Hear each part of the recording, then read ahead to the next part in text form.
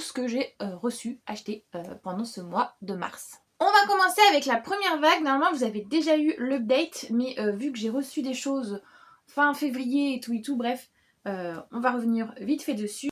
Normalement cela vous avez déjà eu les retours dessus puisque je les ai lus lors de la retraite de lecture que j'ai fait avec mon asso. J'ai acheté Minato Con Laundry le tome 6 et il y avait un petit flyer dedans. Mais non, je pense qu'il était avec le carnet de l'apothicaire. Je sais plus, enfin bref, j'ai eu un petit extrait gratuit. Mais c'est pas pour ça qu'on est là. Minato Con Laundry tome 6, je pense que vous connaissez si vous me suivez un petit peu depuis un moment, puisque je continue un petit peu mes sagas de manga. On est sur une romance MM entre deux hommes, mais un gars qui a repris la laverie de son grand-père qui est un trentenaire et un jeune lycéen qui au début du manga a 17 ans mais qui dans celui-ci justement il fête son 18e anniversaire et on va voir comment ce jeune homme justement drague désespérément ce trentenaire et celui-ci il a dit en mode non tu es trop jeune, je ne suis pas intéressée par toi.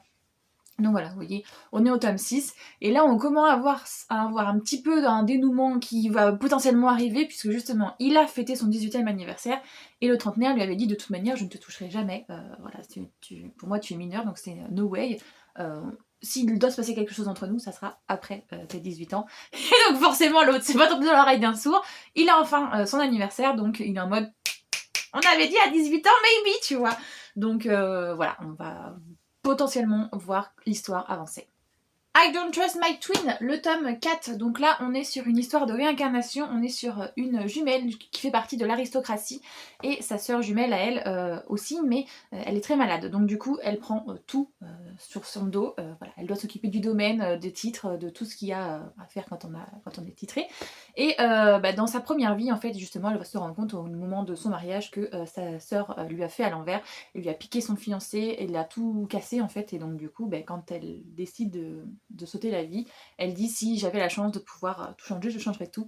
Et évidemment, trope de réincarnation, vous connaissez, c'est ce qui va se passer, elle va revenir des années en arrière et donc potentiellement justement tout changer sa vie pour que ça se passe pas comme dans la première quoi. J'ai aussi acheté Business Proposal, du coup le tome 7, on est sur l'histoire de deux héritiers de grandes... comment dire ça, de grande famille de PDG, voilà. Donc lui il est réellement PDG puisqu'il a hérité de son grand frère, et l'autre c'est l'héritière justement du PDG d'une autre firme, et tous les deux ils vont devoir aller en rendez-vous amoureux tous les deux parce que c'est mariage arrangé tutti quanti, sauf qu'ils ne sont pas intéressés du tout. Lui parce que eh bien ça le saoule, il n'est pas intéressé par ça, lui tout ce qui l'intéresse c'est des affaires, donc il dit la prochaine rencard entre guillemets, le prochain date arrangé, je me marie avec elle peu importe qui se présente. Et elle, à l'inverse, elle ne veut pas y aller, donc du coup, elle décide d'envoyer sa meilleure amie à sa place, sauf que sa meilleure amie a pour mission de dégoûter ce mec qui ne revienne pas à la charge. Sauf qu'évidemment, vous vous doutez, tout ne va pas se passer comme prévu, et il va décider que, comme il l'a dit, peu importe qui se présente, il l'épouse. Sauf qu'il va vite se rendre compte qu'en fait, ce n'est pas l'héritière qu'il a en face de lui, ou de plusieurs tomes. Il va se rendre compte que c'est une de ses propres employées, et donc on va avoir toute une romance qui va se nouer entre eux, donc... Voilà, je vous laisse découvrir ça si ça vous intéresse. Là, on est au tome 7. Évidemment, il y a énormément de choses qui se passent, puisque donc l'héritière, par contre, qui, elle, ne veut pas aller, va du coup s'intéresser à son secrétaire, à lui, qui lui aussi ne vient pas d'un milieu riche. Donc, même si c'est un grand ami, justement, de celui-ci, qui a été un petit peu adopté par sa famille, à force, justement, qu'il considère presque comme son frère, eh bien, on a quand même une différence de classe sociale, et donc, du coup, c'est pas très bien vu de son côté à elle. Donc on a ces deux histoires là qui s'entremêlent et voilà, moi j'aime bien, donc voilà, hâte de lire la suite. On continue dans les suites. Donc Celle-là meurt attend les vilaines, le tome 8, on est sur, comment on appelle ça, un osekai. Donc c'est une fille qui va se réincarner dans un jeu vidéo et comme vous pouvez le voir au titre, elle ne va pas se réincarner dans la protagoniste, elle va être dans la vilaine, dans l'antagoniste. Donc du coup, elle a un peu les chocottes parce qu'elle sait qu'à la fin, elle est censée mourir et donc elle veut tout faire pour que ça ne produit pas. Elle rentre dans un jeu où c'est un autonomy game, c'est un jeu de séduction en gros, il y a plusieurs mecs possibles et il faut réussir à les séduire, et quand vous avez un haut level du coup vous êtes sûr qu'il ne va pas vous tuer voire vous protéger. Donc elle se dit je vais m'en trouver un, je vais faire en sorte qu'il s'attache énormément à moi, il y a peut-être moyen que comme ça à la fin du jeu je ne meurs pas. Donc voilà, et on la suit elle justement dans toutes ses péripéties. J'ai aussi acheté du coup Les Normaux, le tome 2. Je suis trop contente. Là on est sur une vibe Heartstopper très clairement, mais avec un univers un peu fantastique puisqu'on a le monde, le nôtre, le monde des Moldus, et on a en parallèle notre monde mais avec de la magie. il y a des portails justement pour traverser un petit peu le monde parallèle. Et donc on va suivre un jeune justement sorcier, un jeune mage, et qui va justement aller dans le monde un peu magique pour réussir à contrôler sa magie, parce que c'est pas très bien vu dans sa famille. Donc du coup il part de chez ses parents et il va chez sa tante dans le monde magique. Et on a un vampire là, celui-là qui a la peau bleue, qui lui bah, évidemment fait partie du monde fantastique et qui vient d'une famille très fortunée, il est mannequin, patati patata. Vous voyez, si c'était une famille ça serait les Kardashians. Et donc eh bien, on va voir ces deux-là qui vont se rencontrer lors d'une soirée, ils vont s'embrasser et le lendemain ils vont découvrir qu'ils sont voisins de palier. Forcément. Et donc du coup voilà, on va avoir la petite romance qui va se passer entre les deux. Et j'adore, comme je vous dis, ça me vend des vibes à la Heartstopper mais version fantastique. J'adore, je kiffe. Donc voilà, je vous le conseille, je vous conseille. Celui-ci, je sais plus si je vous l'ai montré, je l'ai reçu en février, mais je sais plus si je vous l'avais montré ou pas, donc je vous le montre quand même. Cancer colère, on est du coup sur un service presse que j'ai reçu de la masse critique Babelio de l'époque. On est sur du coup l'histoire de cette jeune femme de Fleur Breto qui du coup nous parle de son parcours pour son deuxième cancer qu'elle a eu, cancer du sein. Et du coup, on va la voir à la fois faire son parcours, sa chimio et tout pour lutter contre le cancer, et en même temps justement toutes les phases de réflexion qui vont avec. Voilà, je l'ai déjà lu, hein, donc toutes les... comment dire, parce qu'en fait, à chaque fois qu'elle fait une chimio, justement, elle passe des heures sur sa tablette en attendant qu'on fasse sa chimio, et justement elle fait des recherches sur les pesticides, sur tout ce qui pourrait apporter le cancer. Et donc voilà, on a énormément du coup d'enrichissement par rapport à ça.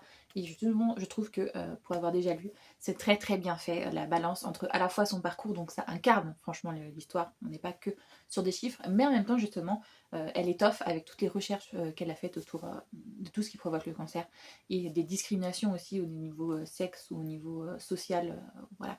Donc c'est très intéressant. Je le conseille, par contre, je vous préviens, ce n'est pas une lecture facile.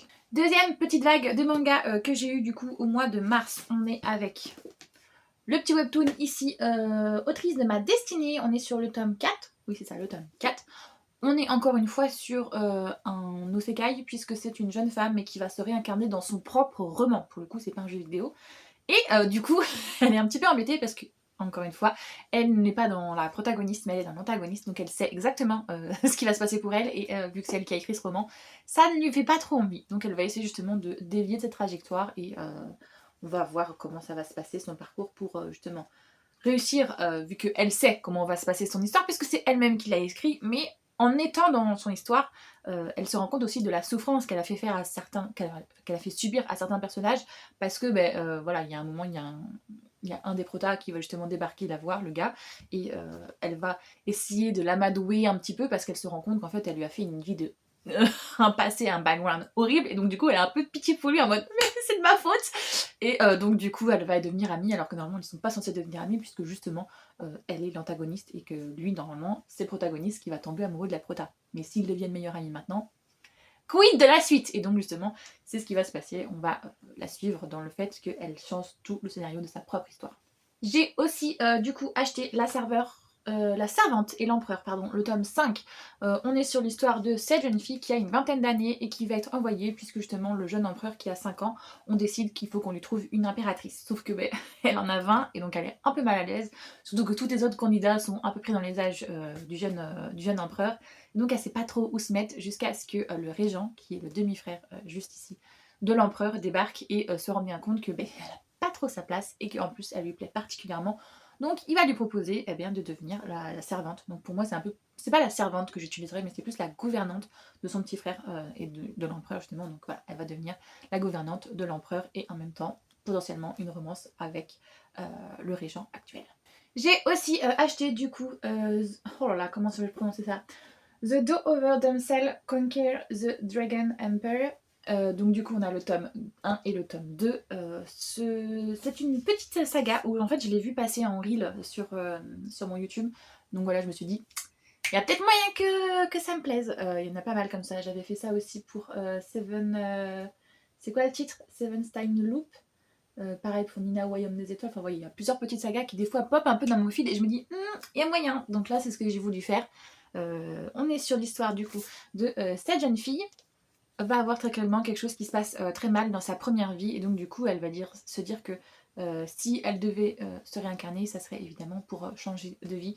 C'est ce qui va se passer, elle va se retourner dans son ancienne vie quand elle était plus jeune et donc du coup elle va faire en sorte de changer au lieu que le prince héritier s'intéresse à elle, elle va trouver un autre type et dire non non je veux pas me marier avec le prince héritier, je veux me marier avec eh bien celui-ci, et en fait elle se rend compte que quelle erreur elle a pas faite parce que celui-ci qu'elle a désigné sans regarder c'était qui, et bien c'est ni plus ni moins que l'empereur dragon, donc c'est l'empereur du continent ennemi, du continent d'en face, et qui, elle le sait, puisque dans le futur, justement, deviendra l'ennemi de son propre royaume.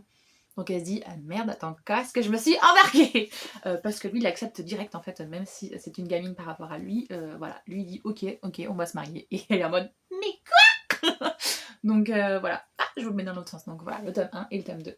Et ensuite, comme je te dis, il y a eu la retraite de lecture, et donc en goodies, enfin, non, justement, j'ai eu des goodies offerts, voilà, pour la venue de la retraite de lecture, et on avait un livre offert, et eh bien, on devait envoyer en fait une wishlist voilà, de 5 titres, et de 5 titres de moins de 20 €, et comme ça on pouvait le recevoir. Et donc j'ai pris, donc j'avais mis toute une liste, et elle m'a pris la librairie du Seminole Road de Laurie Gilman, donc c'est Dream Harbor, la saga. On est sur le tome 2, c'est une romance small town, voilà, spicy, on va pas se mentir. Dans ce tome-là, on est sur la libraire et le pêcheur du coin. Je l'ai déjà lu, donc vous n'aurez pas un update puisqu'il a déjà été fait il y a un petit moment. Puisqu'il me semble, je l'ai lu l'année dernière. Bah oui, je l'ai lu l'année dernière puisque j'ai lu le tome 1 l'année dernière, le tome 2 l'année dernière, et c'est le tome 3 que j'ai lu au mois de janvier, et le tome 4 est déjà lu normalement. Il devrait être dans un update lecture, soit juste avant cette vidéo, soit juste après, voilà. Remember comme 4 est déjà lu. Donc, c'était juste parce que j'avais écouté en audio justement sur Audible, et son Next Story, ça devait être sur Audible. Je sais plus, bref. Donc voilà, je l'ai écouté, et donc je le voulais pour compléter la collection avec de magnifiques pages, comme vous pouvez voir. On adore. Donc voilà.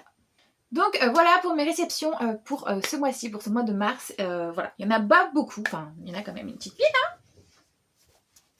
Voilà quand même la petite pile, en sachant qu'il y en a qui sont arrivés entre mars et février, et justement je vais faire en sorte d'avoir de moins en moins justement de gros book hauls où il y en a énormément. Plus petit à petit la pile va se diminuer, voilà, là on va se calmer, on a des gros projets qui vont arriver, donc forcément il y en a moins. En parlant de projets, évidemment, si vous souhaitez me soutenir, n'hésitez pas, je vous mets en barre d'informations les liens vers mes romans. Je suis une autrice de romance et de romantaisie, donc n'hésitez pas, si vous avez la curiosité, pour me soutenir. J'espère que cette vidéo vous a plu, évidemment. Si vous avez aimé, n'hésitez pas à liker, ça aide énormément pour le référencement. Si vous souhaitez, vous pouvez laisser aussi un petit commentaire, donc soit vous laissez un commentaire construit où vous me dites ce que vous avez acheté ou reçu au mois de mars, n'hésitez pas, il y a de la place pour ça. Ou alors si vous ne souhaitez pas mettre un commentaire très construit, eh bien mettez un petit emoji avec des arbres, des feuilles, tout ce qui s'ensuit, puisque évidemment le printemps est arrivé et ça nous fait très plaisir. Et évidemment, si vous souhaitez voir le reste de mes vidéos, n'hésitez pas à vous abonner. Moi j'espère que tout va bien pour vous, que vous passez un bon moment, que vous faites de bonnes lectures, et je vous fais tout plein de gros bisous.